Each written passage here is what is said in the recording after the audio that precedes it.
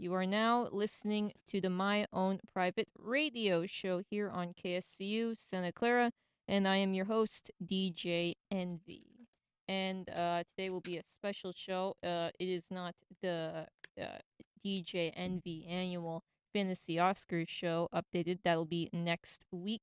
This will be a slightly shorter show, but it's going to be fun. It's full of movie news, some discourse avoidance, a little zigzag away from, film Twitter. And if you're a gambler, of course, then yeah, my current Oscar predictions, who will win, is also in today's show. There are going to be short reviews for Emily, the Emily Bront biopic that is smashing, and the very fun and stupid Cocaine Bear. So this will be about an hour or a little over an hour of programming. And as you know, start us off, four pieces of film news. Sometimes it's two or three. This time it's going to be a lot of film news, but mostly including reading recommendations. So there's some news I talk about, and because my voice will dry out, there's also going to be just some simple read it yourself, but I'll just point you in the direction. So to start us off, let's get to film news, specifically director news first.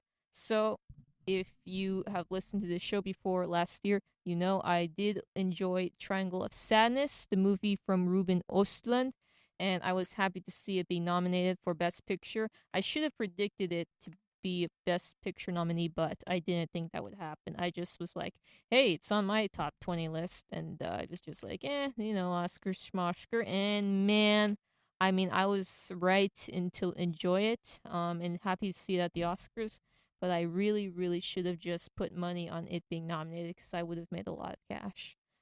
And I realize now that there's a lot of people that I follow on Twitter who like Ruben Östlund, the Swedish director. There's also a bunch of people I follow who do not like the man, apparently. Like, it's weird because for a minute, in my personal opinion, I genuinely thought, we all thought he was awesome. But at the end of the day, if he is like one of those love it or hate it guys, I love it. I mean, I love a disruptor. I love someone who's divisive among people. And at the end of the day, really, who cares? It's like more middle-aged infant terrible for me. The director of the Best Picture nominee, Triangle of Sadness, is said to already have an idea for his next feature film. Ruben Östlund plans on making a movie that is essentially revolving around a little kid and his iPad. He says he plans on including a scene in his film where a young boy asks to borrow his older brother's iPad and is told he has to wait 5 minutes. And then I want to challenge the audience, Östlund teases. You stay with the kid in real time, and he's looking at the catalog, putting it back, and the restlessness is coming. So he asks his mother, how much do we have left? And she says, well, now it's 4 minutes and 45 seconds. You have to calm down. So I think he's going to prolong that, and it's going to be very funny or maybe annoying to some people, but here's the thing, if it doesn't annoy you already, that being kind of the premise, and frankly, personally delights me more, that doesn't do the trick, then here's something for you. He has been named president of the 79th Cannes Film Festival this year, so I gotta say right now, he is on a roll, and I'm happy to watch it roll. So that's Ruben Östlund news. Up next in film news, we have a discourse online about, well, it's not really online, it's just one article, but it kind of went around a bit. I never read the article, I just heard word of mouth about it and was like, this might be interesting to get into. But there is discourse on the length of movies, long movies. There is talk about whether or not long movies are becoming a problem. And look, I haven't read this piece from The Guardian, but I just think it's funny. Everyone on Twitter seems to be, without talking about it, talking about it. And they're basically summing it up by saying, okay, this article makes it seem like some people who make 3 hour movies have a personal problem. And I disagree. And a lot of people on Twitter disagree. And I thought it was funny how we all came together and we all bonded because we were making fun of someone who was essentially directing this thing towards men. Like, hey, fellas, cut down your movie length, which represents your manhood. And when we were all just like, is this what we've gotten into? Is this why people make fun of film journalism? I mean, what are we doing here? So it was nice to see that everyone was just like swatting it away, that piece away, like it was a fly or something.